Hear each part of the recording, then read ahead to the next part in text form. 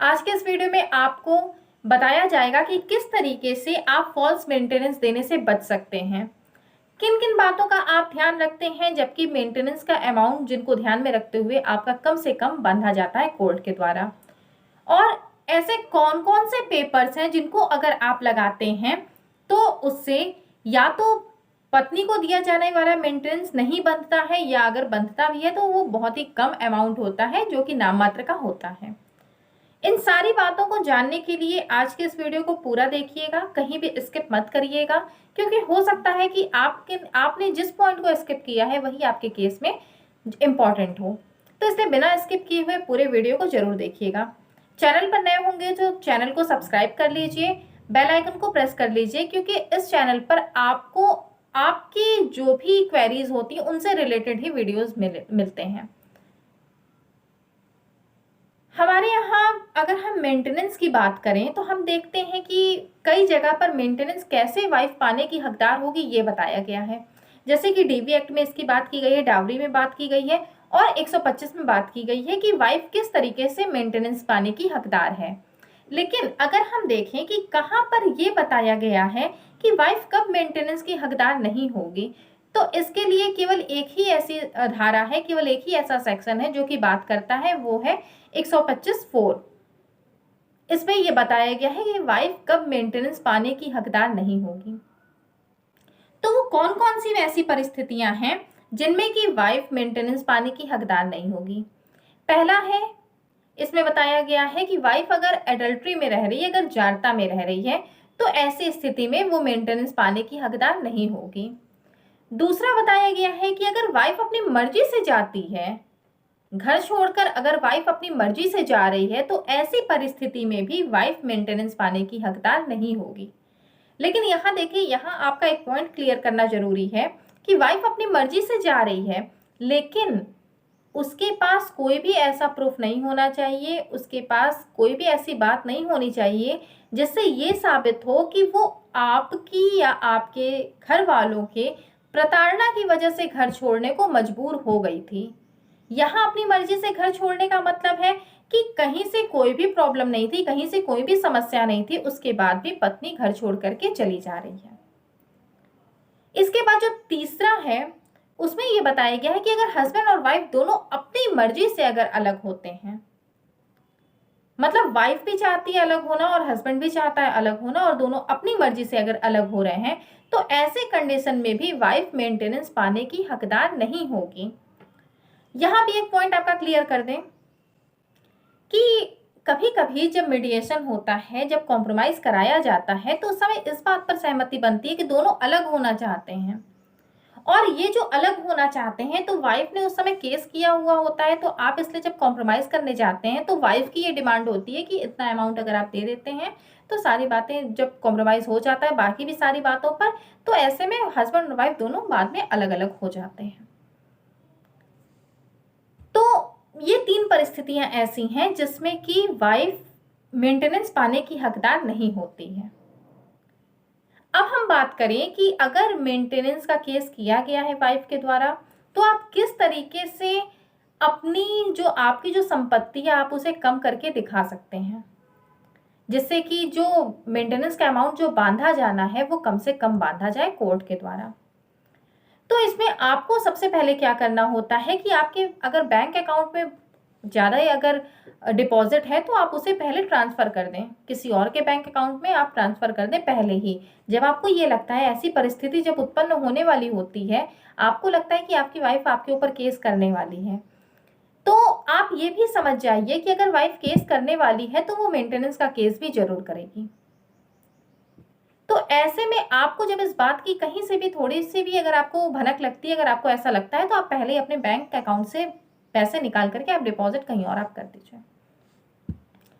इसके बाद फिर अगर आपके नाम से कोई व्हीकल हो, जैसे 4 व्हीलर है आपके नाम पे, तो आप इसे किसी और के नाम पर ट्रांसफर कर दीजिए। आपके कोई रिलेटिव हो, आपके घर का कोई हो, आप किसी के भी नाम पर उसको ट्रांसफर कर दीजिए।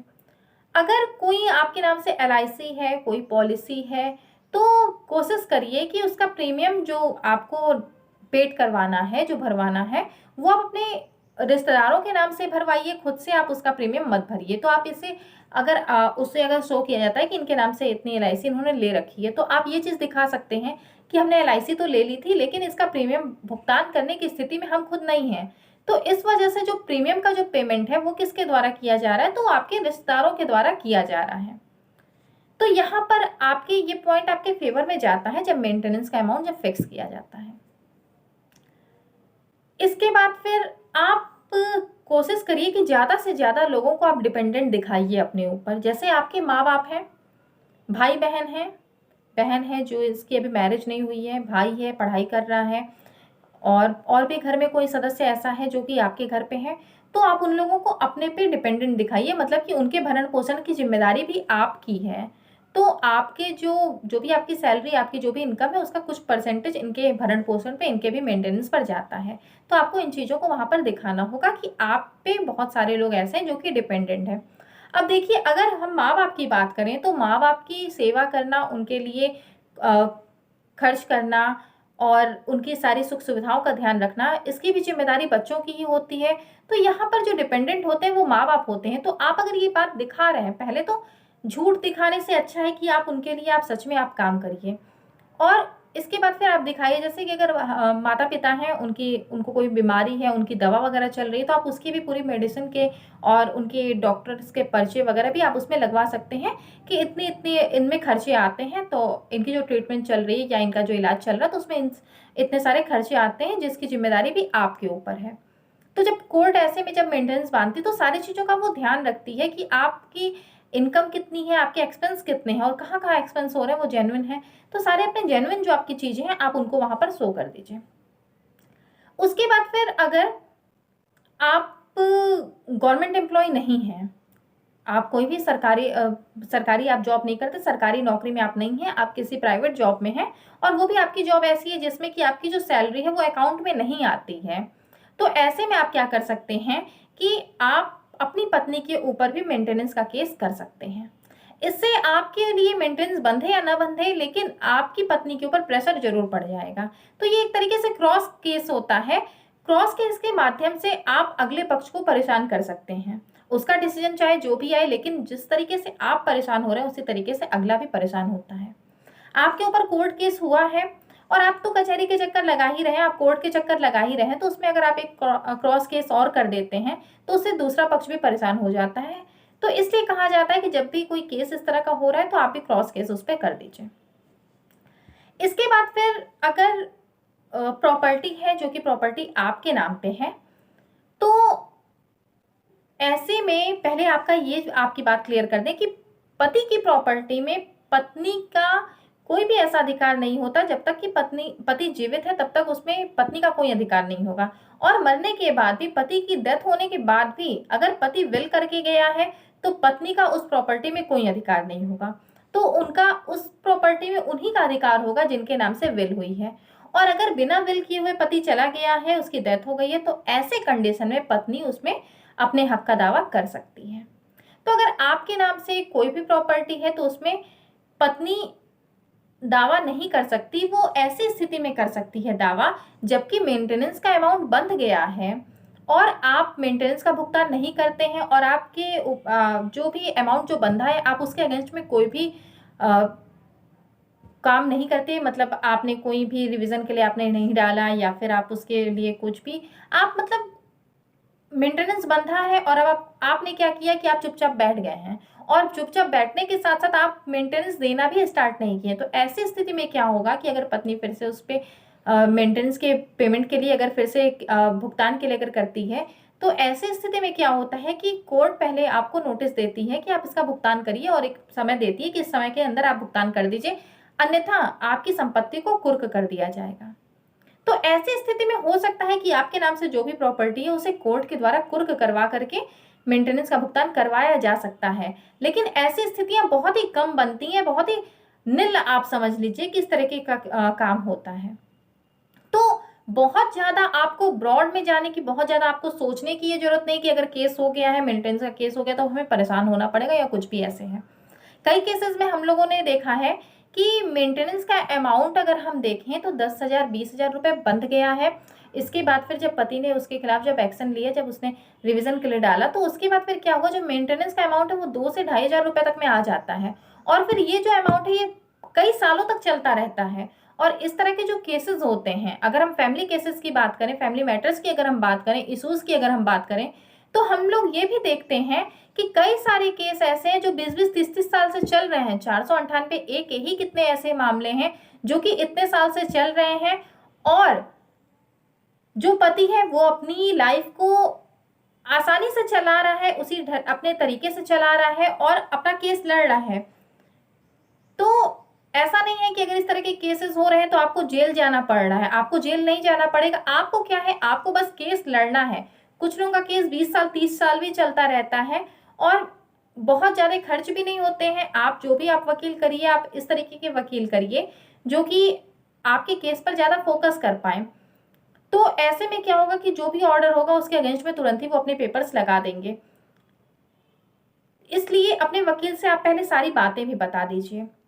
अब देखिए, आप अगर इतनी सारी चीज़ों का अगर आप ध्यान रखते हैं तो फिर आपका जो मेंटेनेंस का अमाउंट है वो बहुत ही कम कोर्ट बांधती है। इसके बाद फिर और क्या होता है कि अगर जब भी एक मेंटेनेंस का जब भी केस होता है तो उसमें इनकम एफिडेविट दोनों पक्ष को देना पड़ता है, मतलब हस्बैंड को भी देना और वाइफ को भी देना हुआ है। अब ऐसे में अगर पत्नी अपनी जॉब को लेकर के झूठ बोल रही है, अपनी इनकम को लेकर के अगर पत्नी झूठ बोल रही है, तो आप 340 का एप्लीकेशन लगा सकते हैं। आपके पास तो ये राइट है कि अगर आपको लगता है कि आपकी पत्नी ने जो भी मेंटेनेंस के एप्लीकेशन में जो भी बातें बताई हैं वो झूठ बताई हैं, अपनी जॉब को छुपाया है, अपने इनकम को लेकर के उसमें झूठ बताया है, तो आप 340 का एप्लीकेशन लगा दीजिए। और फिर अगर आपकी पत्नी है, उनके मायके में प्रॉपर्टी है, जो कि मायके की प्रॉपर्टी पर भी इनका अधिकार है। अब क्या है कि हिंदू विधि में भी लड़कियों को अधिकार मिल गया है संपत्ति पर। तो ऐसे में अगर प्रॉपर्टी है ज़्यादा है और आपकी वाइफ का उस पर राइट है, तो आप इसके लिए भी आप पेपर्स लगा सकते हैं कि इनके मायके में इतनी सारी प्रॉपर्टी जिस पर इनका भी अधिकार है। इसके बाद फिर अगर आपकी जो वाइफ है वो अपनी इनकम को बहुत ज़्यादा शो नहीं करती हैं, तो आप क्या करिए कि या फिर ऐसा है कि उनकी जो इनकम है वो अकाउंट में नहीं आती और उन्होंने क्या किया है कि जब एफिडेविट लगाया तो उसको भी कम शो किया है, तो आप कहीं से भी आप ऐसे पेपर्स निकलवाइए जिसके माध्यम से इनकी इनकम शो होती हो और आप उन पेपर्स को वहाँ पर लगा दीजिए। इसके बाद भी अगर मेंटेनेंस का अमाउंट बन जाता है जो कि फॉल्स मेंटेनेंस, आप अपील में जाइए, आप रिव्यू में जाइए, कोर्ट में मेंटेनेंस बांध दिया है, इसके बाद आपके हाथ में कोई भी सबूत अगर मिल जाता है तो आपके पास ये सारी आपके राइट्स हैं कि आप रिव्यू में आप जा सकते हैं। जैसे कि मेंटेनेंस का अमाउंट बंद गया, अब जैसे कि अभी बताया कि 10,000 20,000 रुपये मेंटेनेंस का अमाउंट बंद गया। अब इसके बाद फिर आपको ये पता है कि उन्होंने जो भी इनकम वगैरह शो की है वो गलत है, या आपके पास कोई भी पेपर्स अचानक से आपको मिल जाते हैं, ऐसे ऐसे आपको डॉक्यूमेंट्स मिल जाते हैं जिनके माध्यम से ये शो होता हो कि आपकी पत्नी के पास अपने मेंटेनेंस के लिए पर्याप्त साधन है, वो साधन संपन्न है जिससे कि वो अपना मेंटेनेंस खुद कर सकती हैं। तो ऐसे में आपको क्या करना है, आपको रिव्यू में चले जाना है। आप जब रिव्यू में जाते हैं, लेकिन आप रिव्यू में जब जा रहे हैं तो आप थोड़े सबूत वगैरह जब आप रख के जाते हैं, आप प्रूफ के साथ जाते हैं। देखिए, अगर आप ये कह रहे हैं कोर्ट में कि स्टेशन से लेकर के कोर्ट तक आने की जो दूरी थी वो 100 मीटर थी, आप 100 मीटर पैदल चल के आए, तो आप अगर ये बात कह रहे हैं तो आप ये कुछ प्रूफ रखिए। प्रूफ के साथ आप इन बातों को कहिए कि हाँ, हम इतना 100 मीटर हम पैदल चल के आए हैं, तो इसका बात का हमारे पास प्रूफ है, और आप अपने प्रूफ को वहां पर सबमिट कर दीजिए। तब कोर्ट आपकी ये बात मानती है कि हाँ, आपने जो कहा है वो सही कहा है। इसीलिए आप अगर कोई भी बात अगर आप कहते हैं, आपने जो एप्लीकेशन लिखा है उसमें आप कोई भी बात कहते हैं, तो उसे आप विथ प्रूफ रखिए वहां पर। अगर आप विथ प्रूफ अपनी बातों को रखते हैं तो आपकी बात कोर्ट में जरूर सुनी जाती है और जो भी डिसीजन आता है वो आपके फेवर में आता है।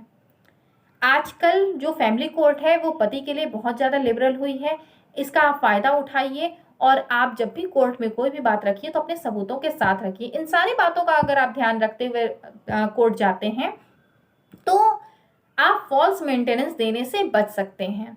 उम्मीद करते हैं कि वीडियो में दी गई जानकारी आपके समझ में आई होगी। वीडियो के माध्यम से आपको बहुत सारी बातें बताई गई हैं। अगर इसके बाद भी आपके कुछ भी डाउट्स हैं तो आप कमेंट बॉक्स में आप पूछ सकते हैं। आपको किसी दूसरे टॉपिक पर आपको कुछ भी जानना है तो आप कमेंट करिए। किसी दूसरे टॉपिक पर आपको वीडियो चाहिए तो आप उसके लिए भी कमेंट कर सकते हैं। आप अपने कमेंट में अपनी बात को बता सकते हैं।